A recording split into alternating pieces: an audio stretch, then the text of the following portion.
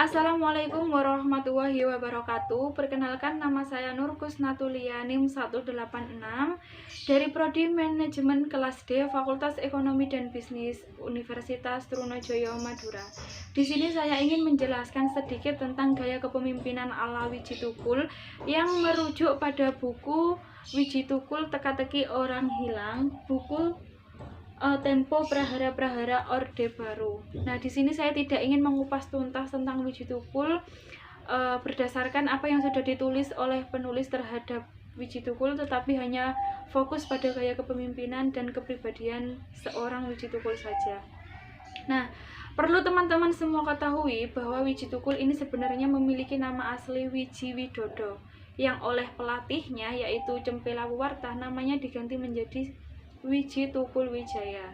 Namun dari sang pemilik nama tidak sepakat karena nama Wijaya itu menggambarkan nama dari kaum borjuis.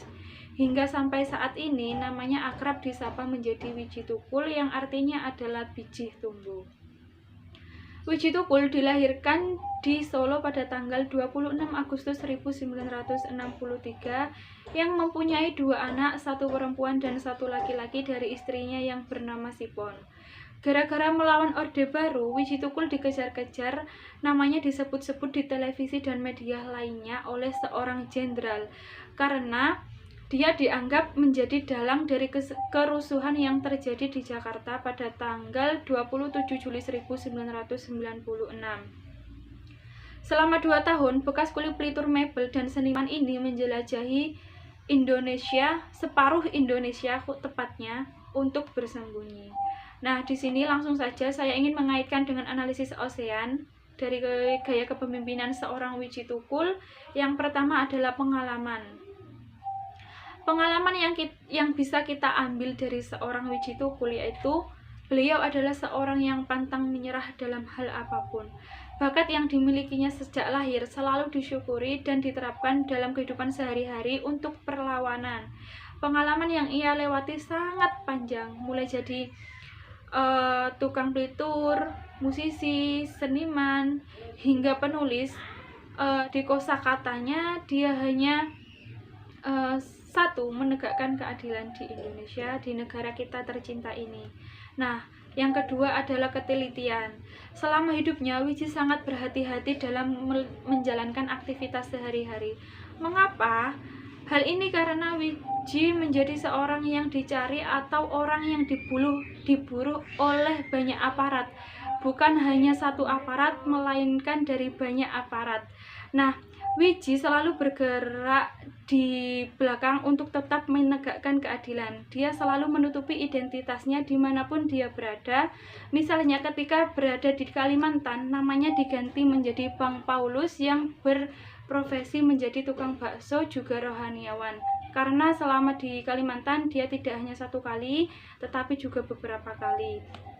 Nah, yang selanjutnya adalah analisis ASEAN yang kepribadian Wiji Tukul dalam buku ini sangat baik karena istri Alex yang bernama Endriana yang sering disapa Nana itu menjelaskan bahwa Wiji sangat dapat dipercaya. Saat itu Nana berpesan agar Wiji tidak melakukan hal-hal yang mencurigakan selama ditinggal oleh sang pemilik rumah, seperti menyalakan kompor, menyalakan lampu, atau membuat suara-suara lainnya.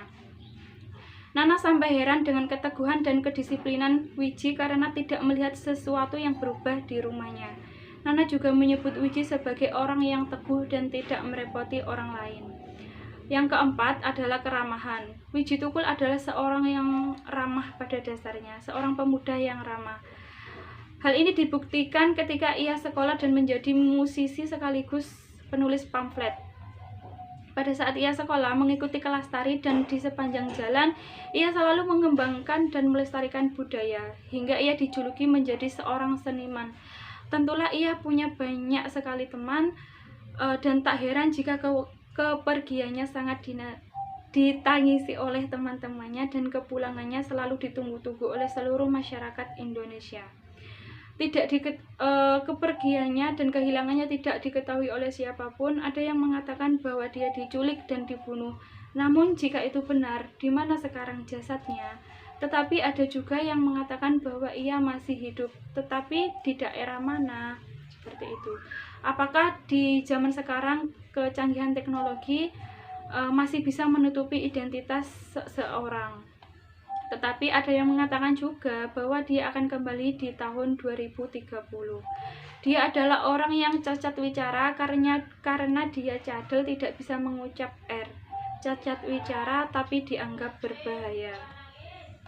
Nah, ini yang terakhir adalah neurotisme, yang dimana suatu reaksi yang ditimbulkan oleh seseorang akibat stres.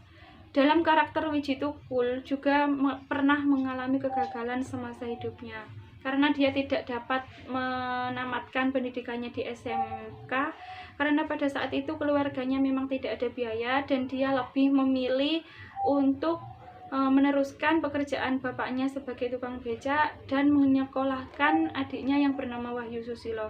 Pada saat itu dikutip juga dalam buku ini, beliau berkata, "Bapak sudah tua, sudah tidak punya tenaga untuk menarik becak. Biar aku saja yang bekerja, kamu harus sekolah sampai tamat." Nah, di situ kita melihat bahwa seorang Wiji Tukul ini mempunyai jiwa yang selalu mengorbankan dirinya untuk kepentingan orang lain.